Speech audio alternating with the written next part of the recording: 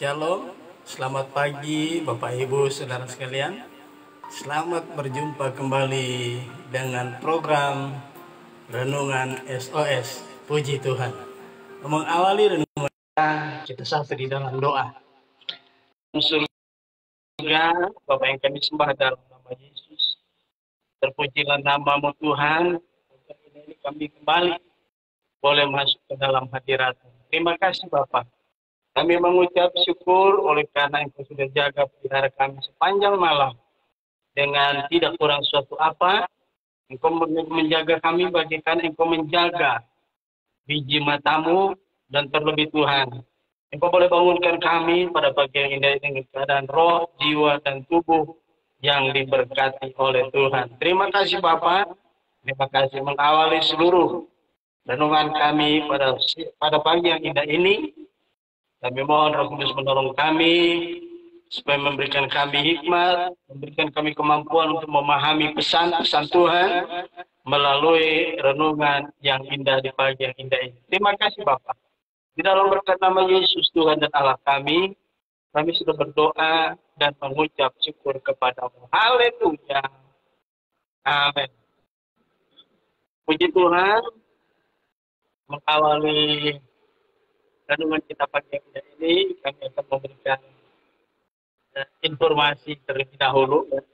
Kami mohon maaf karena beberapa hari ini ada gangguan teknis ya, berhubung cuaca suka berubah-ubah, sekali sinyal hilang. Ya. Jadi beberapa hari kami tidak hadir karena cuaca, ya, pengaruh cuaca. Puji Tuhan, pagi yang indah ini kita kembali boleh terhubung kembali, ya, bagus, sinyal bagus.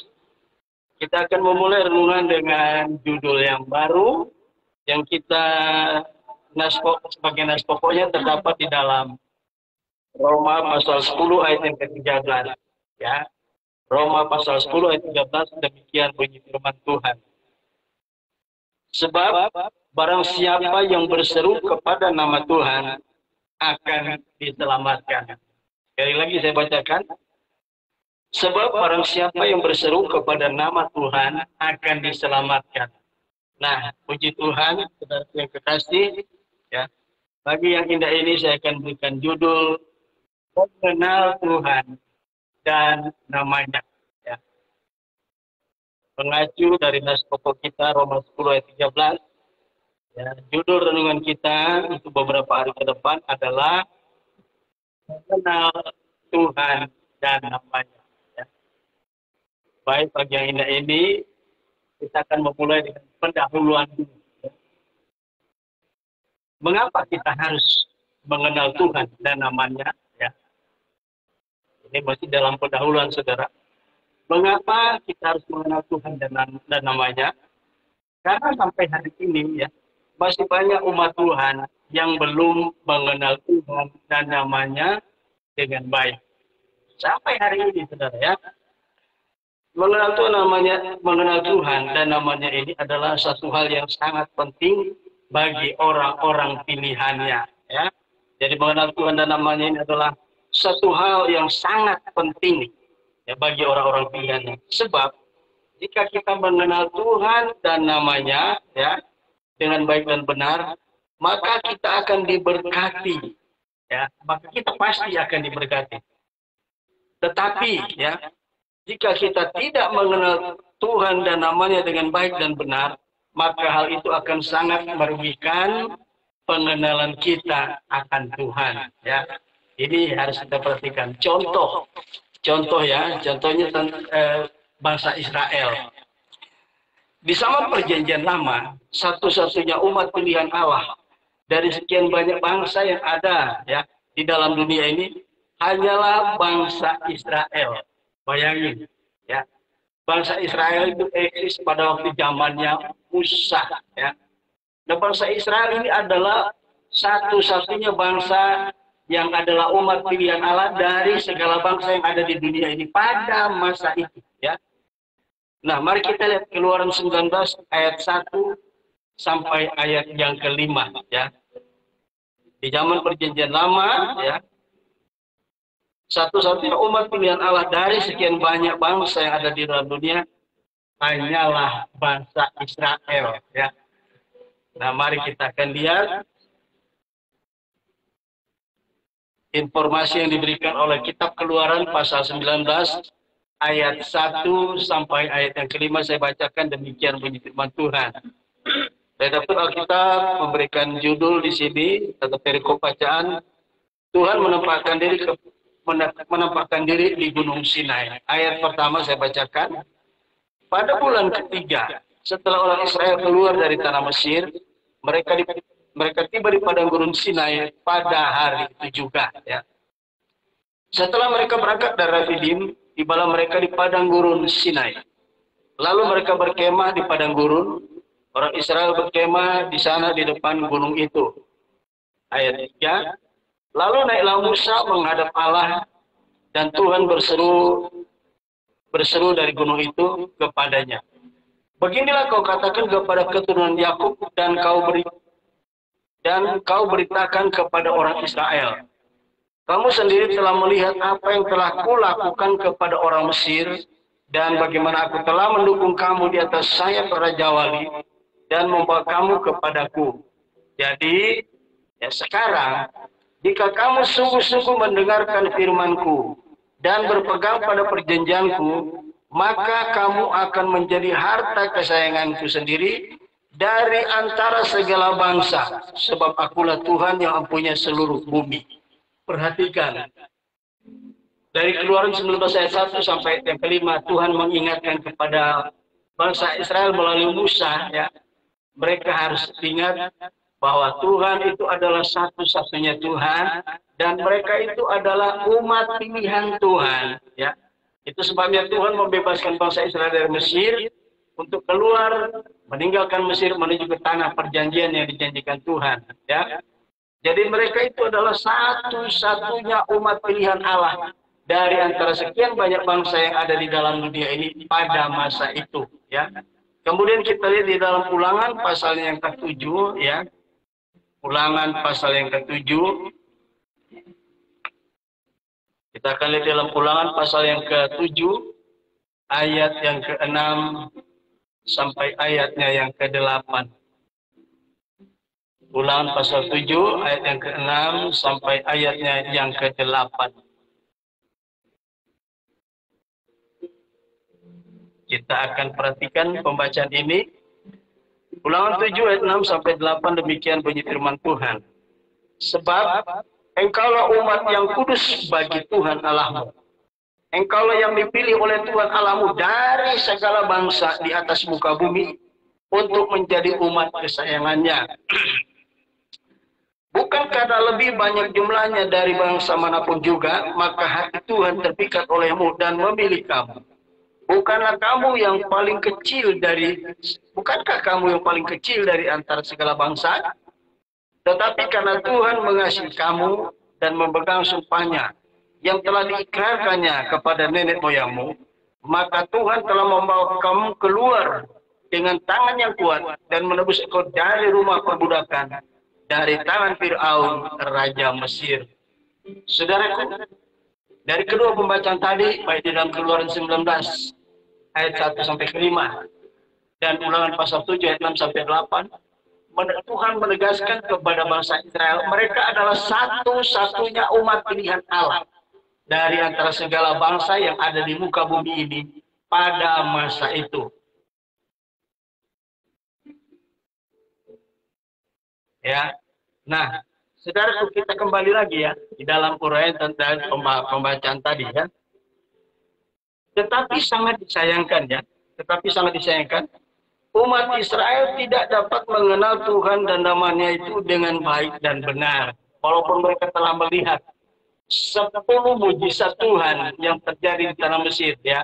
10 mujizat itu adalah berupa penghukuman terhadap Mesir yang Tuhan nyatakan dalam 10 surah kepada bangsa Mesir, ya. Tuhan perlihatkan siapa Tuhan, ya, kepada umatnya bangsa Israel, ya. Tetapi sangat disayangkan mereka tidak pernah mengenal Tuhan dan namanya dengan baik dan benar. Hal itu dibuktikan dalam Hosea pasal 4 ayat yang ke-6. Ya. Mereka umat pilihan Allah, tapi mereka tidak mengenal Tuhan. Hosea 4 ayat yang ke-6. Ya. Mereka itu adalah umat pilihan Tuhan, ya. Satu-satunya bangsa di bawah kolongan ini yang dipilih Tuhan untuk menjadi umat pilihan. Tapi setelah dari zaman Musa sampai ke zaman Nabi Hosea, bangsa pilihan Allah ini tidak mengenal Tuhan dan namanya dengan baik dan benar. Akibatnya apa? Ya, tadi saya katakan, jika kita bisa mengenal Tuhan dengan baik dan benar, mengenal Tuhan dan namanya dengan baik dan benar, itu akan memberkati kita. Tetapi jika kita tidak mengenal Tuhan dan namanya dengan baik dan benar, itu akan merugikan kita. Hal ini telah terjadi, ya, terhadap bangsa Israel, ya. Kita lihat di Hosea pasal 4 ayat yang ke-6, ya. Dari zaman Musa mereka sudah dipilih oleh Allah. Sampai pada zaman Hosea mereka mengalami kerugian yang besar sehingga mereka mengalami kerugian. Nah, kita lihat Hosea 4 ayat yang ke-6. Umatku binasa karena tidak mengenal Allah. Ya. Umatku binasa, mati di sini, binasa di sini bukan binasa secara fisikly. Ya. Binasa di sini atau mati di sini adalah mati secara rohani. Ini yang disebut kerugian yang besar. Ya. Umat pilihan Allah tapi tidak mengenal Allah dan namanya dengan baik dan benar. Hosea 4 ayat 6 ini berkata, umatku binasa karena tidak mengenal Allah. Ya. Karena engkaulah yang menolak pengenalan itu. Maka aku menolak engkau menjadi imamku. Ya. Dan karena engkau melupakan pengajaran Allahmu, maka aku juga akan melupakan anak-anakmu. Ini akan berimbas sampai ke anak cucu. Orang percaya yang tidak mengenal Tuhan dan namanya dengan baik dan benar akan mengalami kerugian besar. Dia mengalami kematian secara rohani. Tidak ada pertumbuhan rohani. Dan kalau orang tua sudah mengalami tidak mengalami pertumbuhan secara rohani, bagaimana dengan anak cucu mereka? Itu akan berimbas, saudara, ya. Nah, kita maju terus. Saya akan masih bacakan dalam pendahuluan ini, ya. Demikian juga halnya dengan kita, ya. Kita harus mengenal, kita sebagai gereja Tuhan harus mengenal Tuhan dan namanya dengan baik dan benar, ya. Nah, saudaraku, itulah, ya, sedikit pendahuluan. Jadi betapa pentingnya umat Allah mengenal Tuhan dan namanya. Bukan cuma Tuhan, tapi namanya juga, ya, supaya kita diberkati Tuhan. Sekarang saya akan memberikan subtema yang pertama, ya. Subtema yang pertama adalah siapakah Tuhan itu? Nah, saudaraku, ini perlu dipahami oleh setiap umat pilihan Tuhan, ya. Siapakah Tuhan itu? Ya, perhatikan. Ada 3 alasan siapakah Tuhan itu.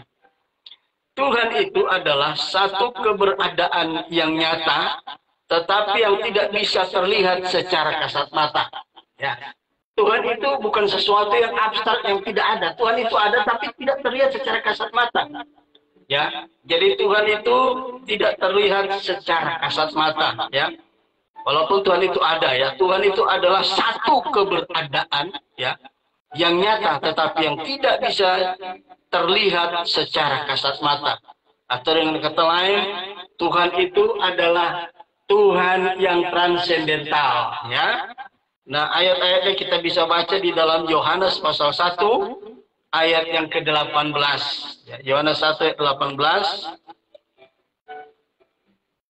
Yohanes 1 ayat 18 memberikan informasi sebagai berikut. Tidak seorang pun, ya, tidak seorang pun yang pernah melihat Allah. Tetapi anak tunggal Allah yang ada di pangkuan Bapa, dialah yang menyatakannya. Ya.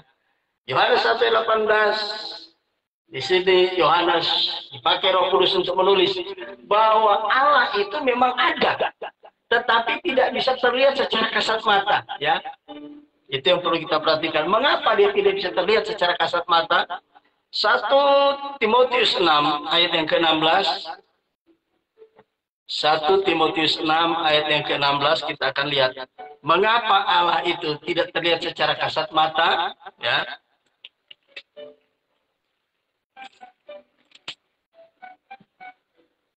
1 Timotius 6 ayat 16, demikian bunyi firman Tuhan. Dialah satu-satunya, ya, bukan salah satu di antara beberapa, ya. Dialah satu-satunya yang tidak takluk kepada maut. Allah tidak bisa mati, ya. Itu yang pertama. Kemudian, ya, bersemayam dalam terang yang tidak terhampiri. Ya, Tuhan itu bersemayam di tempat yang tidak terhampiri, ya. Di dalam terang yang tidak terhampiri. Kemudian, seorang pun tak pernah melihat dia.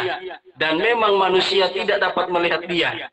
Baginya lah hormat dan kuasa yang kekal. Amin. Saudaraku, 1 Timotius 6 ayat 16 berkata, ya, dialah satu-satunya yang tidak takluk kepada maut. Tuhan tidak bisa mati, ya. Sebab hakikatnya adalah roh. Tuhan itu roh adanya, ya. Dan dia bersemayam di tempat yang di terang yang tidak terhampiri, ya. Tidak terlihat secara kasat mata, sebab dia bersemayam di dalam terang yang tidak terhampiri.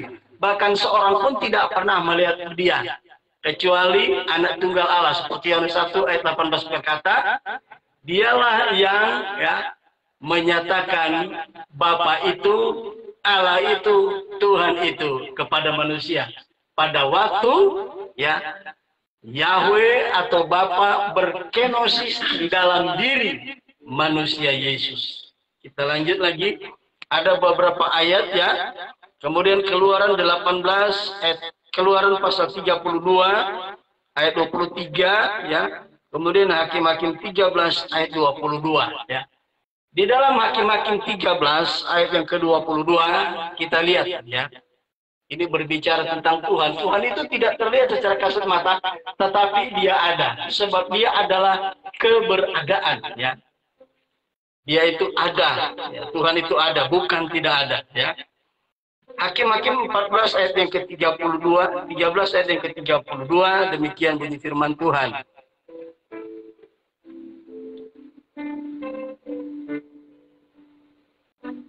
Hakim-Hakim pasal yang ke, ya, saya akan lihat dulu referensi 13 ayat 22, ya. Demikian bunyi firman Tuhan.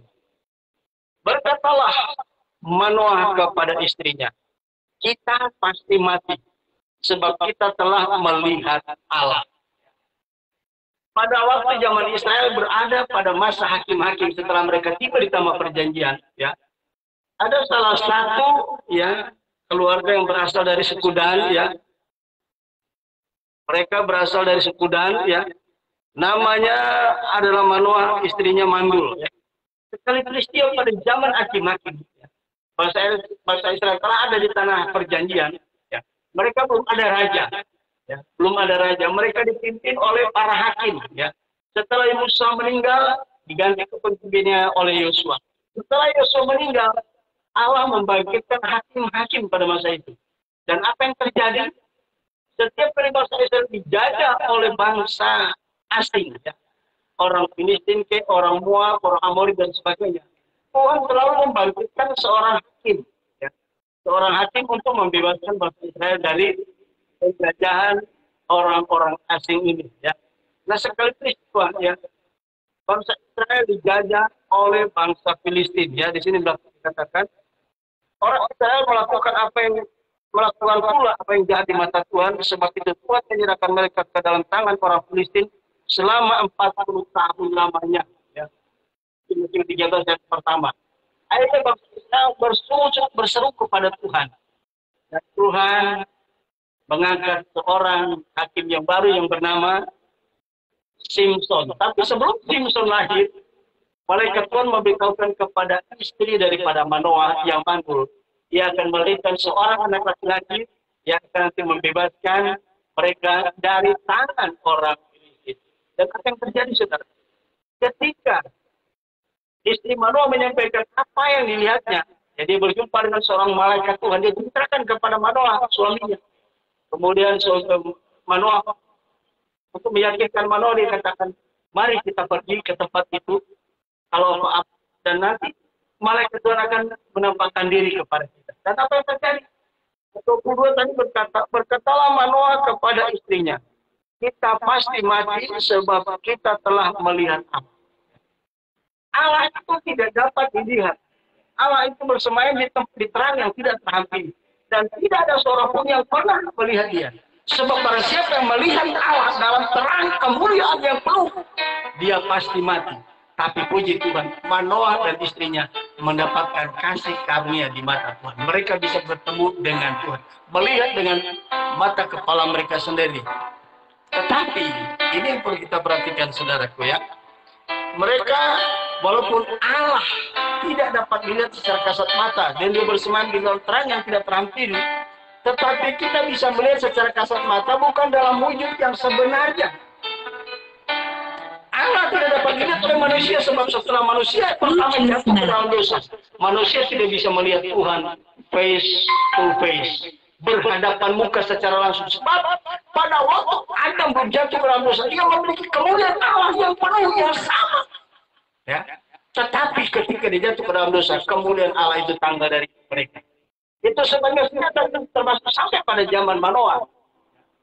Allah tidak lagi bisa dilihat secara kasat mata sebab dosa yang telah memisahkan antara manusia dengan Allah. Ya. Tetapi namun demikian Allah bukan tidak bisa menyatakan diri. Ya. Dalam berbagai wujud sebab Allah itu maha kuasa. Pada waktu malaikat Tuhan datang kepada Manoah, dia dalam menyatakan wujud. Nah, bukan berarti Allah berubah, menyatakan diri dalam bentuk seorang malaikat Tuhan. Kata malaikat itu huruf kapital pertama, tetapi kata Tuhan itu kesemuanya huruf besar, huruf kapital. Tuhan huruf besar. Ini menyatakan bahwa Tuhan sendiri yang datang, menyatakan diri kepada Manoah dalam rupa malaikat. Nah, saudaraku, itu sebabnya sampai hari ini tidak ada seorang pun yang bisa melihat Tuhan kecuali pada zaman Yesus, di mana manusia bisa melihat Tuhan secara face to face karena dia berkenosis, mengosokkan dirinya mengambil rupa sebagai seorang hamba supaya bisa dilihat oleh manusia. Ya, nah itu pun pada waktu dia berkenosis dalam pribadi Yesus. Ya, nah saudara yang kekasih, jadi apabila ada seorang bisa melihat Tuhan secara penuh dengan kemuliaannya, itu pasti mati. Itu sebabnya Allah itu menjadi transendental. Ya, Allah menjadi imanen, bisa dilihat secara kasat mata ketika dia berkenosis di dalam diri manusia Yesus Kristus yang dilahirkan oleh Maria. Ya, itu ya mengapa siapakah Tuhan itu? Tuhan itu adalah sang keberadaan. Ya, yang kedua, siapakah Tuhan itu? Tuhan itu adalah pencipta kita. Itu sebabnya Khotbah 12 ayat pertama dikatakan, ingatlah akan penciptamu di masa mudamu. Ya. Jadi orang percaya harus mengenal bahwa Tuhan itu adalah pencipta mereka. Yang ketiga, Tuhan itu adalah, siapakah Tuhan itu? Tuhan itu adalah pertolongan kita atau penolong kita. Ya. Hal itu dijelaskan di dalam nas pokok kita Roma 10 ayat 13 berkata, ya, sebab barang siapa yang berseru kepada nama Tuhan akan diselamatkan. Ya, orang berseru berarti membutuhkan, ada persoalan, ada masalah. Berseru kepada Tuhan. Siapakah Tuhan itu? Tuhan itu penolong kita. Amin, saudaraku. Ini yang harus kita sadari. Nah, puji Tuhan, itu bagian yang pertama. Ya. Mengapa, siapakah Tuhan itu? Tuhan itu sang keberadaan. Ya. Dia ada, tetapi tidak bisa terlihat secara kasat mata.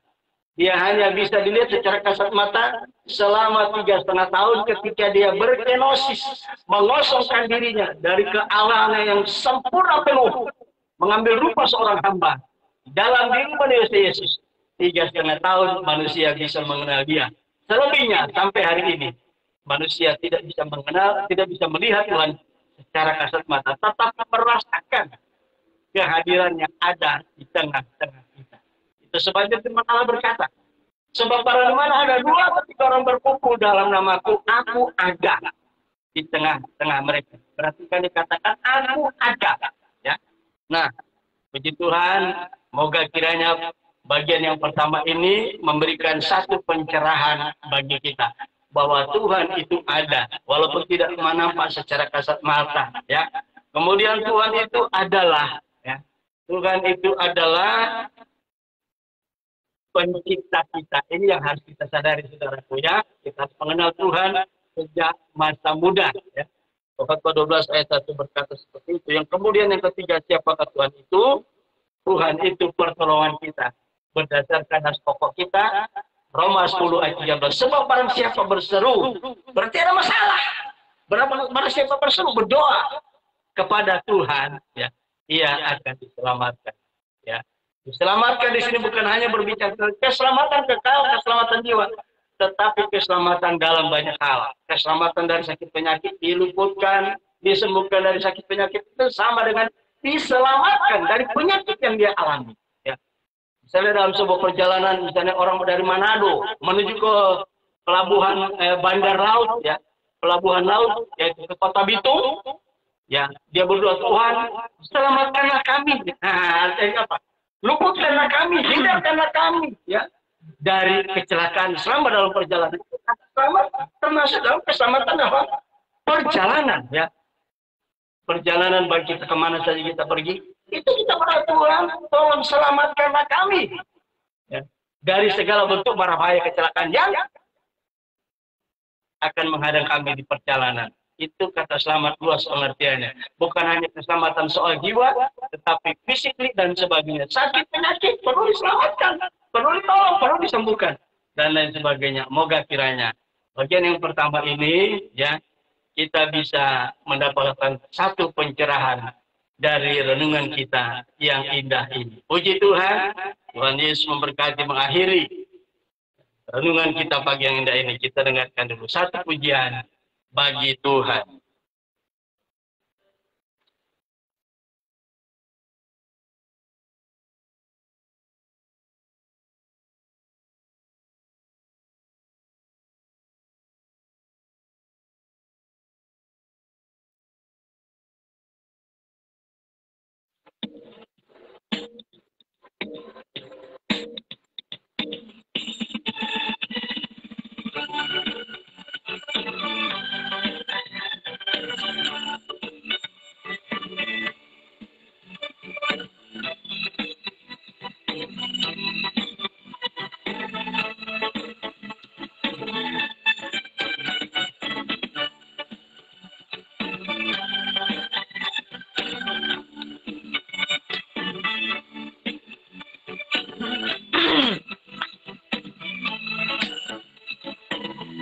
Haleluya, haleluya.